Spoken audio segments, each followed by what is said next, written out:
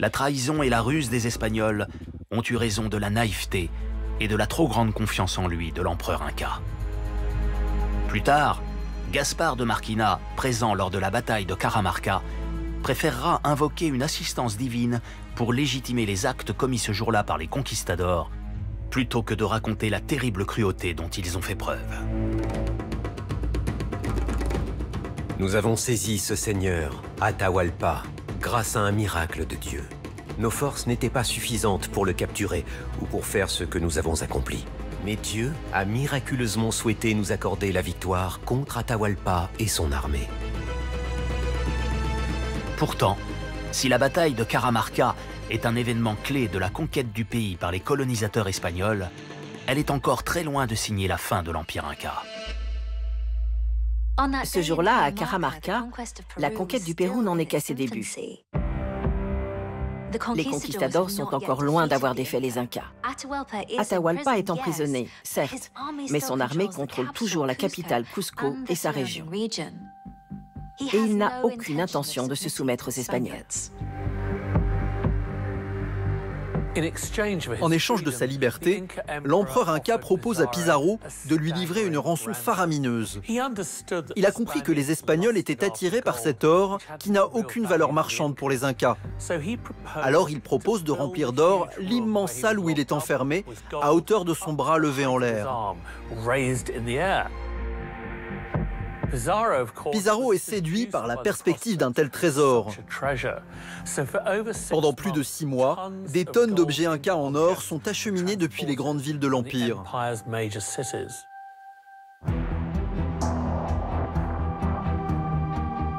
Conscients de leur infériorité numérique face aux armées incas, les hommes de Pizarro ne se risquent pas à sortir de la ville et attendent patiemment l'arrivée du trésor.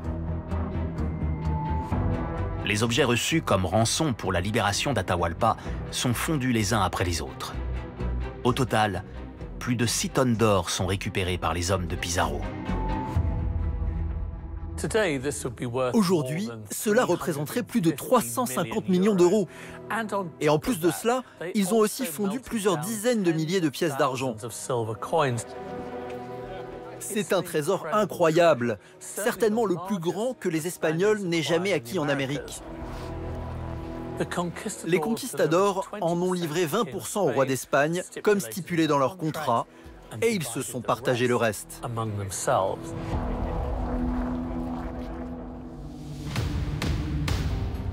Atahualpa a tenu sa promesse. Mais Francisco Pizarro n'a aucune intention de relâcher l'empereur Inca qui risquerait de se venger des Espagnols. Pour s'en débarrasser, il l'accuse d'organiser secrètement une rébellion. Atahualpa est exécuté le 29 août 1533 par strangulation. Mais malgré la mort de l'empereur, les Espagnols sont toujours en forte infériorité numérique face aux armées incas.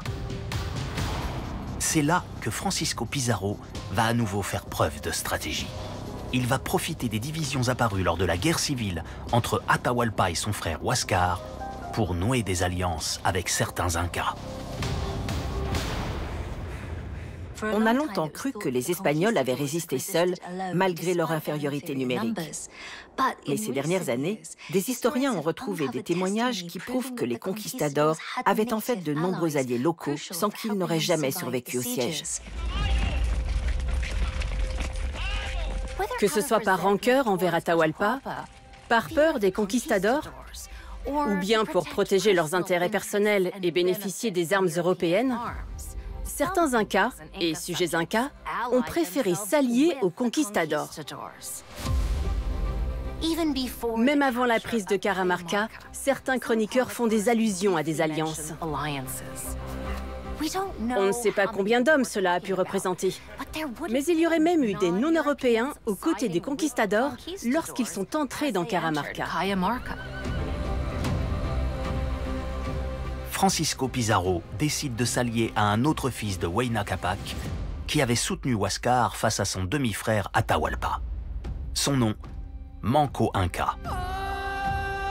C'est lui qui succède officiellement à Atahualpa et qui devient le nouvel empereur. Avec le successeur d'Atahualpa, les alliances prennent une nouvelle ampleur.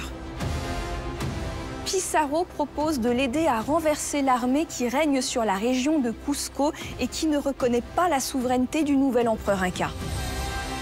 Au sein d'une immense armée inca, composée de plusieurs milliers d'hommes et de porteurs, les quelques centaines de conquistadors partent en direction de la capitale Cusco, encore tenue par les forces fidèles à l'ancien empereur.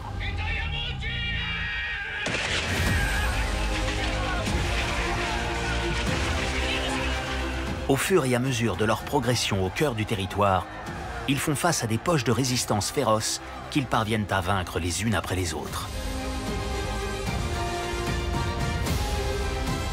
Ils entrent dans Cusco le 15 novembre 1533, moins de 3 mois après l'exécution d'Atahualpa,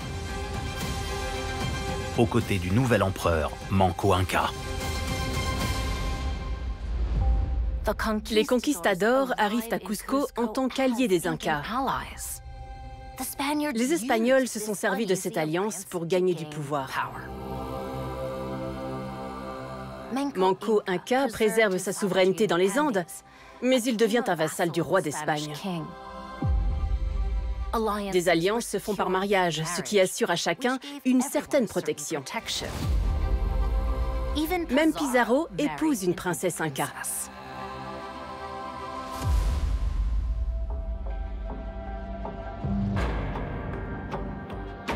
En cette fin d'année 1533, en utilisant les divisions qui faisaient rage au sein des différents peuples présents dans la région, les conquistadors espagnols ont mis la main sur l'intégralité du territoire. L'Empire Inca vient, de fait, de disparaître.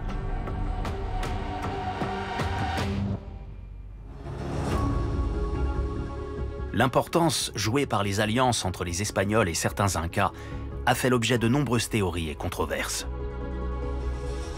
Au début des années 2000, les archéologues péruviens Guillermo Koch et Elena Goycochea découvrent 2 cimetières précolombiens dans la banlieue de Lima. Les corps sont enterrés selon la tradition inca, en position fléchie, face au nord-est et avec de nombreuses offrandes à leur côté. Au total, 500 squelettes sont mis au jour. Guillermo Koch et Elena Goycochea ont pu estimer de quelles époques dataient ces 2 cimetières. L'un daterait de la fin de l'Empire Inca, l'autre du début de la conquête espagnole, et plus précisément du siège de Lima. Les archéologues analysent alors en laboratoire les marques de blessures retrouvées sur les squelettes du cimetière associé au siège de Lima lorsque les conquistadors ont repris la ville.